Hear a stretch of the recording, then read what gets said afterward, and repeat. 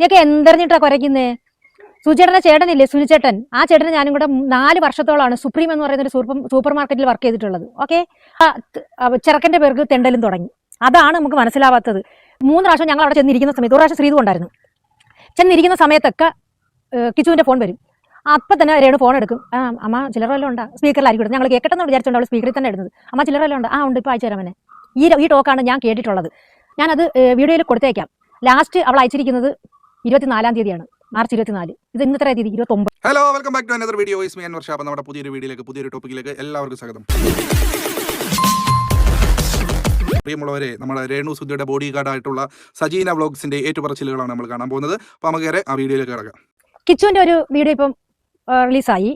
അത് നല്ല അത്യാവശ്യം നല്ല രീതിക്ക് കിടന്ന് ഓടുന്നുമുണ്ട്. അപ്പോൾ അതിനെക്കുറിച്ച് നമുക്ക് ആധികാരികമായിട്ടൊന്നും സംസാരിക്കാനില്ല. കാരണം ഓരോരുത്തരുടെയാണ് അവർ പറയുന്നത്. നമുക്കറിയാമെങ്കിൽ മാത്രം അതിനകത്ത് പ്രതികരിച്ചാൽ മതിയല്ലോ എന്ന് വിചാരിച്ച് നമ്മൾ അതിന് റിയാക്ട് ചെയ്യേണ്ട ആവശ്യമില്ലാന്ന് തോന്നിയിട്ട് തന്നെയാണ് റിയാക്ട് ചെയ്തിരുന്നത്. ഇപ്പം ഞാൻ പറയാൻ പോകുന്നത് ആ കണ്ടന്റിനെ കുറിച്ച് തന്നെയാണ്. കുറച്ച് കാര്യങ്ങൾക്ക് ഒരു ക്ലാരിറ്റി കിട്ടി. ആ ക്ലാരിറ്റി നിങ്ങളെയും കൂടി അറിയിക്കാൻ വേണ്ടിയിട്ടാണ് ഇപ്പം ഞാൻ ഈ വീഡിയോ ചെയ്യുന്നത്. അതിന് മുമ്പ് ഇപ്പം ഞാൻ ഫേസ്ബുക്കിൽ നോക്കിയപ്പോൾ കാണാൻ ഒരു വീഡിയോ ഇങ്ങനെ കണ്ട്.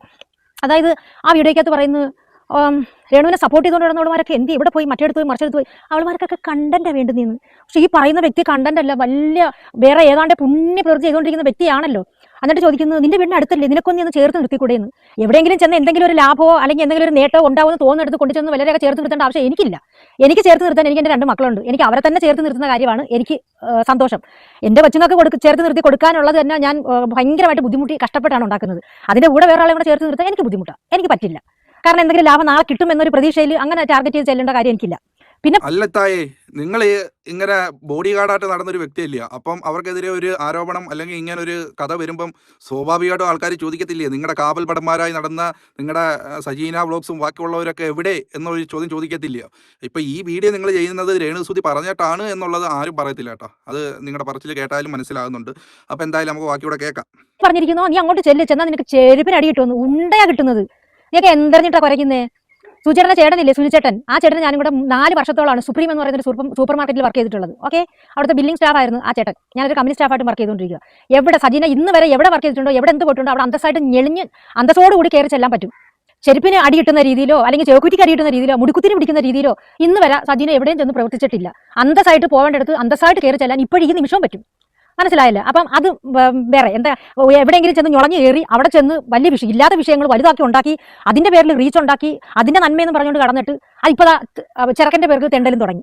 അതാണ് നമുക്ക് മനസ്സിലാവാത്തത്. പിന്നെ അതിനകത്ത് പറഞ്ഞ വേറൊരു സ്റ്റേറ്റ്മെന്റ് എന്ന് പറഞ്ഞാൽ ഫ്ലവേഴ്സുകാർ ഇതുവരെയ്ക്ക് ഒന്നും കൊടുത്തിട്ടില്ല. 1. 2, രേണു സുധി ഒരു നയാ പൈസ പോലും കൊടുത്തിട്ടില്ലെന്ന്. ഇത് ആരോടൊക്കെയാണ് നിങ്ങൾ ഈ പറയുന്നത്? നിങ്ങൾ അന്ധമായിട്ട് വിശ്വസിക്കുന്ന കുറേ ഉളകളുണ്ട്, അവരങ്ങ് വിശ്വസിക്കും. പക്ഷെ ഞങ്ങൾ എന്തെങ്കിലും പറയാൻ വരുന്നത് അതിനകത്ത് കറക്റ്റായിട്ടുള്ള തെളിവുകൾ സഹിതം തന്നെ ആയിരിക്കും. രേണു സുധി ഒന്നും കൊടുത്തിട്ടില്ലെന്ന് പറയുന്നു.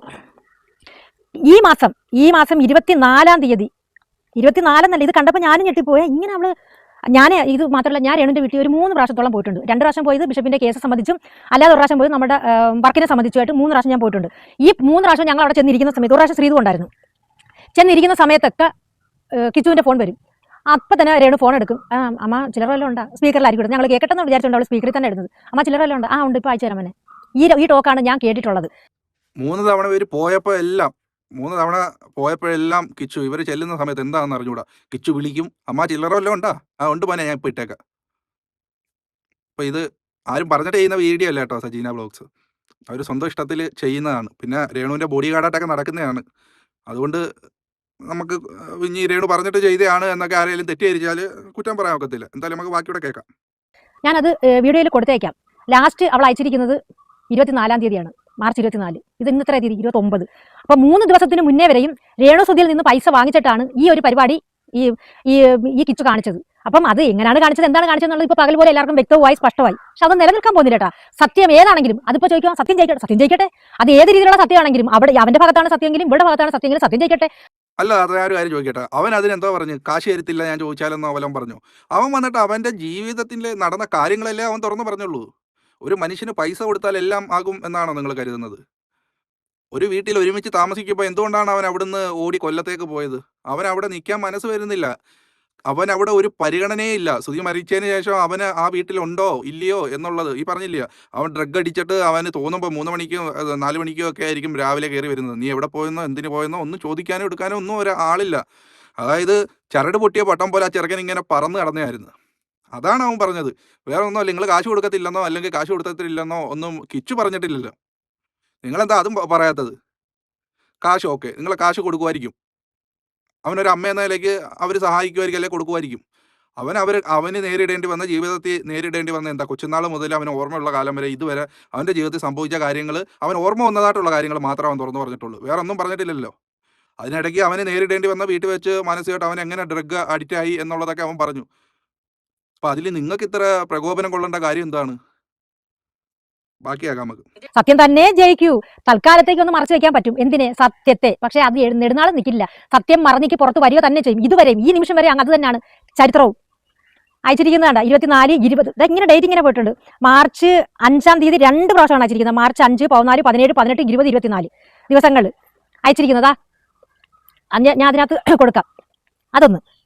പിന്നെ വേറെന്തോ പറഞ്ഞ, ഞാനൊരു കാര്യം ചോദിക്കട്ടെ, നിങ്ങൾക്ക് ഈ സ്ക്രീൻഷോട്ടും ഇതൊക്കെ ആരയച്ചു തന്ന്? അതൊന്ന് ചോദിക്കട്ടെ. നിങ്ങളിപ്പം പോയി രേണുവിൻ്റെ കയ്യിൽ നിന്ന്, അല്ല അവർ ദുബായിലെങ്ങാണ്ട് ഇരിക്കുകയെന്ന് പറഞ്ഞല്ലോ. അപ്പോൾ നിങ്ങൾ ദുബായിൽ പോയി രേണുവിൻ്റെ ഫോൺ എടുത്ത് രേണു അറിയാതെ സ്ക്രീൻഷോട്ട് എടുത്ത് കൊണ്ടുവന്നതാണ്? അല്ലല്ലോ. നിങ്ങൾക്ക് അവർ ഇത് വീഡിയോ ചെയ്യാൻ വേണ്ടി അയച്ചു തന്നതല്ലയോ? അപ്പോൾ കിച്ചു പറഞ്ഞ കാര്യങ്ങൾക്ക് അവർക്ക് എങ്ങനെയും മറന്നു നീക്കി പുറത്ത് വരണം. അതിനുവേണ്ടിയാണ് നിങ്ങളെപ്പോലുള്ള കുറച്ച് ആൾക്കാർ ഇപ്പം ഈ നിങ്ങൾ ഉൾപ്പെടെ കുറച്ച് ആൾക്കാർ സ്ക്രീൻഷോട്ടോട്ട് ഇറങ്ങിയപ്പോൾ ഉണ്ട്. എന്തിനാണ് ഈ സ്ക്രീൻഷോട്ടുകൾ കാണിക്കുന്നത്? എങ്കിൽ അവർക്കങ്ങ് വന്നിട്ട് പറഞ്ഞാൽ പോരായോ? അവർ പറയാതെ ബാക്കിയുള്ള അവരെ അനുയായി വൃന്ദങ്ങളെ കൊണ്ട് വീഡിയോ ചെയ്യിപ്പിച്ച് ഫേസ്ബുക്കിലും ഇൻസ്റ്റാഗ്രാമിലും പിന്നെ യൂട്യൂബിലൊക്കെ ഇടിയിപ്പിക്കുന്നത് എന്തിനാ? നിങ്ങൾക്ക് ഈ വീഡിയോ അവർ അയച്ചു തന്നെയല്ലേ ആ സ്ക്രീൻഷോട്ടും കാര്യങ്ങളൊക്കെ. അപ്പോൾ അവർക്ക് അന്നേരം എന്തോ ഉപ്പ് ഇന്നോ എന്തായാലും വെള്ളം കുടിക്കും. അപ്പോൾ അവർക്ക് എന്തൊക്കെ പേടിയുണ്ട്. എങ്ങനെയും ഈ ഒരു സഹതാപ തരംഗം പൊളിഞ്ഞപ്പം എങ്ങനെയും ഒക്കെ ഇനിയിപ്പോൾ ആ ചെറുക്കനെ കുറ്റക്കാരനാക്കി ഇതെടുക്കണം. അവൻ തന്നെ അവൻ്റെ ജീവിതത്തിലെല്ലാം പറഞ്ഞപ്പോണ്ട്. അവൻ ഡ്രഗ് അഡിക്റ്റ് ആയിരുന്നു, അവൻ അതിൽ നിന്നൊക്കെ പുറത്ത് അവൻ്റെ കൂട്ടുകാരുടെ സഹായത്തോടു കൂടി തിരിച്ചു വന്നു എന്നുള്ളതെല്ലാം അവൻ പറഞ്ഞപ്പോണ്ട്. നിങ്ങൾ ഇനി ഇതിനെ ന്യായീകരിക്കാൻ നിന്നാൽ സ്വയം നാർത്തേ ഉള്ളൂ. എന്തായാലും ബോഡി ഗാർഡിൻ്റെ ബാക്കി കേൾക്കാം നമുക്ക്.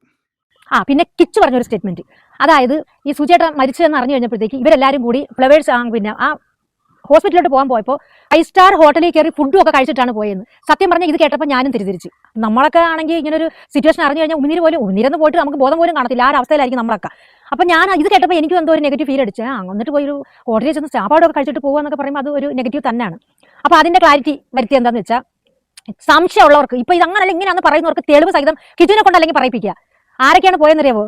പിന്നെ രേണുവിൻ്റെ ചേച്ചിയുടെ ഭർത്താവും വിവേക് എന്ന് പറയുന്ന അവരുടെ ഒരു ഫാമിലി ഫ്രണ്ട്, കസിനും കിച്ചും, ഇവർ 3 പേരും മാത്രമേ ഉള്ളായിരുന്നു രേണു സുധിയുടെ വീട്ടിൽ നിന്ന് പോകാൻ. പിന്നെ ഉണ്ടായിരുന്നവർ 3-4 പള്ളിയിലെ ആൾക്കാരായിരുന്നു.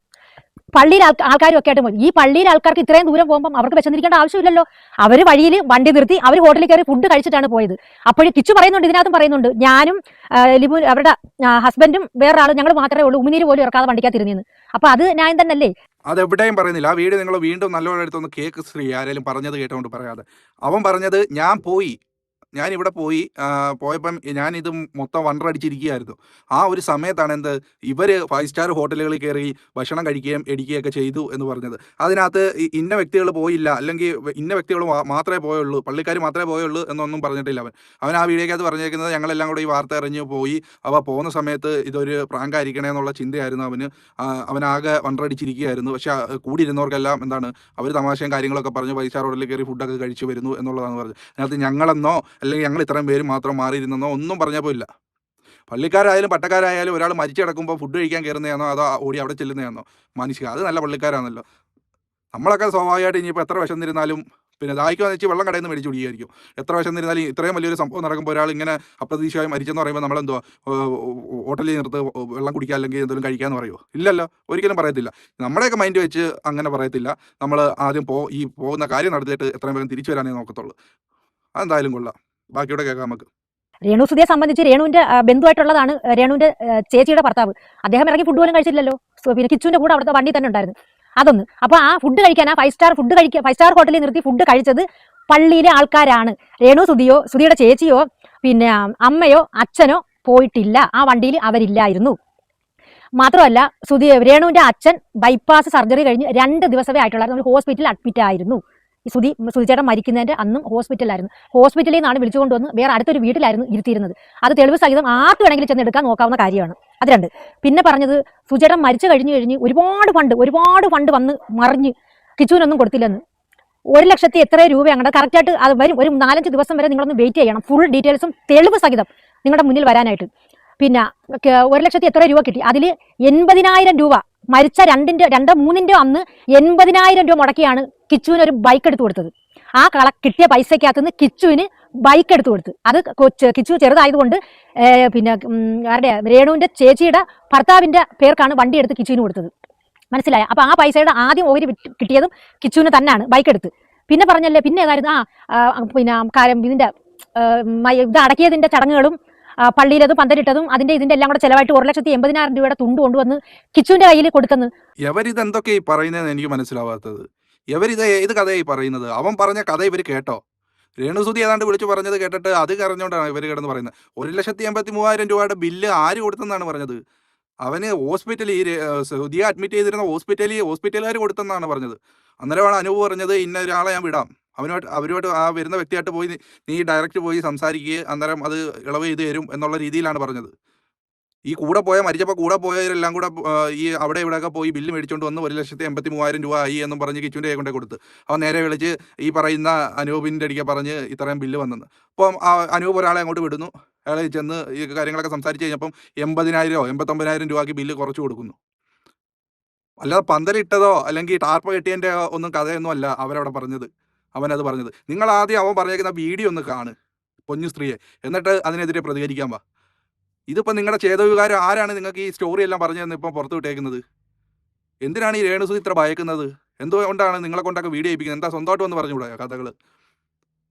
ഞാൻ പൈസ കൊടുത്ത് അല്ലെങ്കിൽ ഇത് ചെയ്തു അത് ചെയ്ത് പിന്നെ എൻ്റെ വീട്ടുകാരല്ല ബൈക്ക് മേടിച്ചു കൊടുത്തു എന്നൊക്കെ ഉള്ളത് ഈ രേണുസുതി വന്ന് പറയട്ടെ. അവൻ്റെ ലൈഫിൻ്റെ നടന്ന കാര്യങ്ങളല്ലേ അവൻ പറഞ്ഞത്. അതിന് ഇവരിത്ര പേടിക്കാൻ എന്താണ് കാര്യം? നിങ്ങളെയൊക്കെ എന്തിനാണ് കൂലിക്കാരെ വെച്ച് എന്തിനാണ് പറയുന്നത്? വല്ലതും പറയാനുണ്ടെങ്കിൽ നേരിട്ട് പറയണം. അവൻ നേരിട്ട് വന്ന അവൻ്റെ ജീവിതത്തിൻ്റെ സാഹചര്യവും അവൻ്റെ ജീവിതത്തിൽ ഇതുവരെ നടന്നതും ഓർമ്മ വെച്ച കാലം മുതൽ നടന്ന കാര്യങ്ങളാണ് അവൻ പറഞ്ഞത്. നിങ്ങൾ ഈ കഥ അറിയാതെ ആട്ടം കാണുന്നത് പോലെ നിങ്ങൾ ആരുടെ സ്റ്റോറി പറയുന്നത്? എനിക്കതാ മനസ്സിലാകാത്തത്. എന്തായാലും ന്യായീകരിക്കാൻ വിട്ട തൊഴിലാളിയെ കൊള്ളാം കേട്ടാ. അവൻ്റെ വീഡിയോ കണ്ടിട്ടില്ല.